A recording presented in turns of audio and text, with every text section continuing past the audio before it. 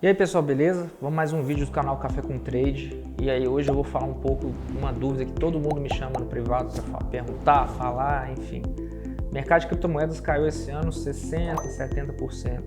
É hora de comprar, é hora de vender, o que eu vou fazer com minhas criptomoedas? O Bitcoin acabou, enfim, qual que é e por que está caindo?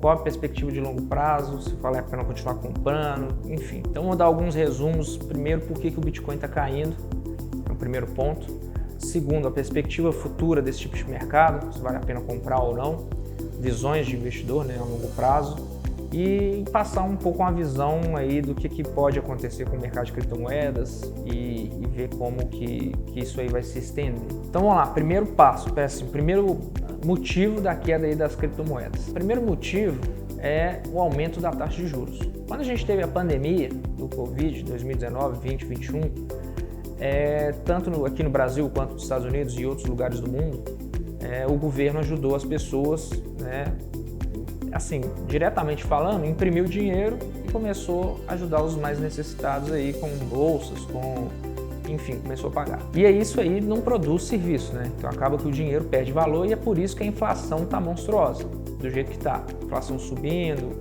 e o mercado, todo o mercado subindo taxa de juros para tentar conter a inflação, justamente porque o dinheiro perdeu muito do valor. Grande parte desse dinheiro que foi impresso e entregue para várias pessoas físicas e de certa forma pagando salário para um monte de gente não fazer nada, o que aconteceu com isso?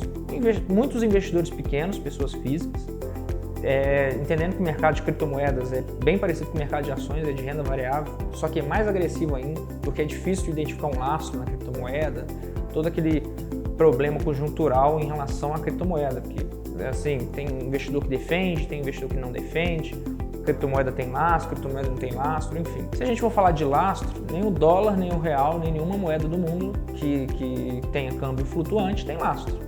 Basta esse exemplo aí do Covid, né? Basta ter uma pandemia, alguma coisa, o governo foi lá e imprimiu dinheiro e pagou as pessoas. Então, onde está o lastro desse tipo de dinheiro? Então, se a gente for falar de lastro, é bem subjetivo.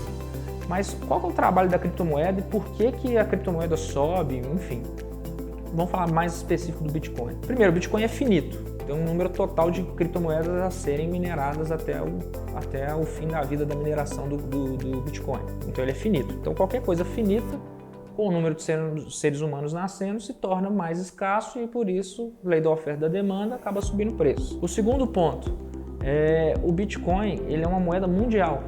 Então, de 8 bilhões de pessoas, entre 150 a 200 milhões de pessoas já viram, ouviram falar, ou já operaram, ou compram e vendem essa criptomoeda.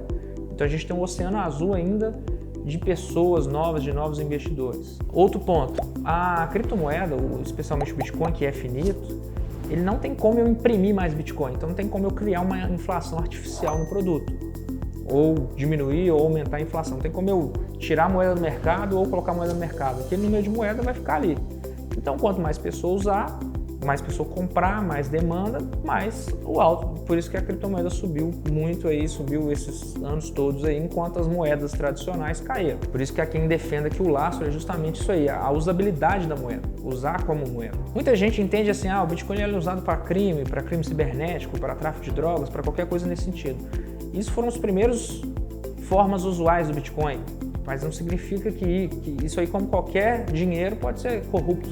Se eu pegar uma nota de dólar, uma nota de real e quiser utilizar essa nota para um crime, ela também vai ser utilizada como um crime.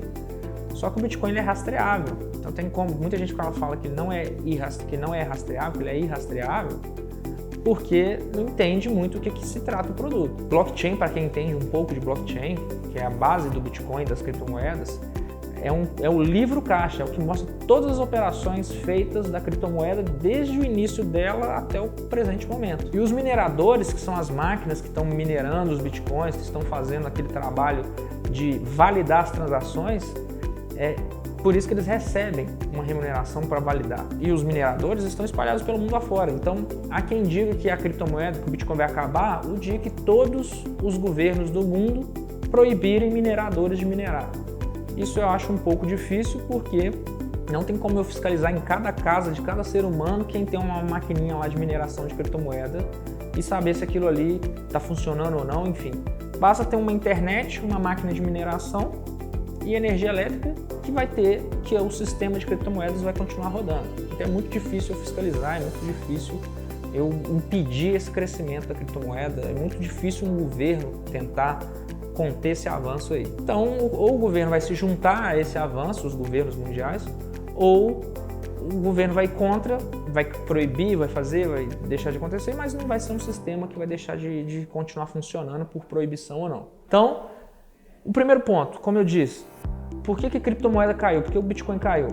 Porque a taxa de juros subiu e muitas pessoas que investiram o dinheiro na renda variável, considerando que o Bitcoin é uma renda variável, sacou esse dinheiro para colocar na renda fixa porque a taxa de juros está subindo. Então teve uma grande saída de capital das criptomoedas. Então por isso ela caindo, desabando, igual está acontecendo com as ações. Se a gente vê as ações da Tesla, Facebook, Apple, as ações americanas, a gente vai ver que o movimento é bem parecido. Não tão agressivo quanto o Bitcoin, mas bem parecido. Fuga de capital da renda variável para colocar um ativo mais conservador. Como o Bitcoin é uma renda variável, saiu muito capital, isso aí é um grande motivo de realmente estar desabando, estar caindo forte, enfim. Só que no longo prazo, o investidor conhecendo, aprendendo, fazendo, vai ter novamente pessoas comprando e vendendo, então no longo prazo é um ativo ainda muito novo. Há quem diga que é a Amazon dos anos 2000. Então tem muito potencial ainda nesse ativo, tanto de descoberta, quanto de valorização, quanto de várias coisas. Então, para o investidor que é curto prazo, tem que estar sempre ali com stop, ou seja, os traders, né? Quem está especulando a moeda, comprando e vendendo. Primeiro ponto, é estar sempre preocupado com o stop para não perder mais do que se propôs a ganhar ou perder dentro dos trades de criptomoeda. Para quem é investidor buy and hold, que é o mais sensato, que é o mais saudável, o mais correto, ou esperar a retomada da moeda como valorização novamente, ou continuar fazendo os aportes mensais e ir abaixando o preço médio e aproveitando essa queda, na verdade, como uma oportunidade de compra de um ativo mais barato só pelo fato do pânico do público de estar vendendo um ativo desesperado com medo. E aí a gente volta mais uma vez naquela frase: compre ao som de canhões e venda ao som de violinos. Lembrando o seguinte, como é um ativo de risco, um ativo novo, não é para pôr 100% da sua carteira em ativos de risco. Vai alocando um pouquinho, põe um pouco de dinheiro ali, um pouco de dinheiro lá, lembrando sempre da diversificação, que é o mais importante, mas sempre lembrando que é um ativo de alta volatilidade, é um ativo novo ainda, apesar de ter 10 anos, isso é considerado novo dentro do mercado. Então tem que ter aquele cuidado, aquele gerenciamento de risco para não colocar todo o seu capital da sua vida inteira num produto de alto risco. Então põe um valor todo mês, vai aportando, vai aplicando, diversifica, tenha um pouco de Bitcoin, tenha um pouco de ações, tenha um pouco de renda fixa.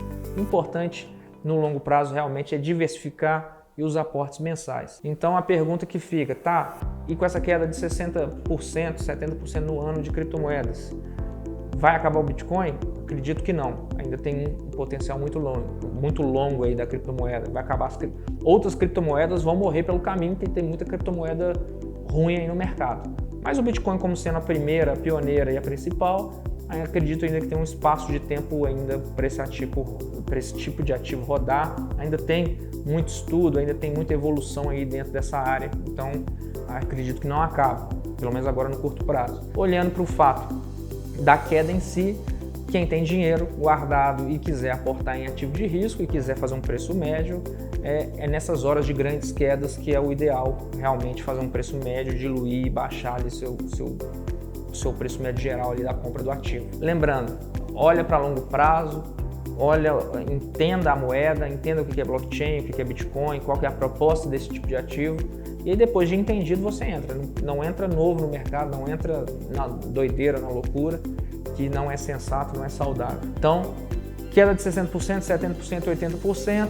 Se você acredita a longo prazo no ativo, compra mais. Se você não acredita, não era nem para estar aplicado, não era nem para estar aplicado nesse ativo. Se você tem alguma dúvida, alguma sugestão, alguma coisa em relação, alguma outra coisa em relação a criptomoedas, deixa aí o comentário no vídeo aí embaixo. Não se esqueça de compartilhar, de dar o joinha, de ativar o sininho. Compartilhe esse vídeo aí com amigos e parentes, principalmente aqueles que têm criptomoedas e estão desesperados para tentar entender um pouco do panorama do mercado. Tá bom, pessoal? Grande abraço e até a próxima.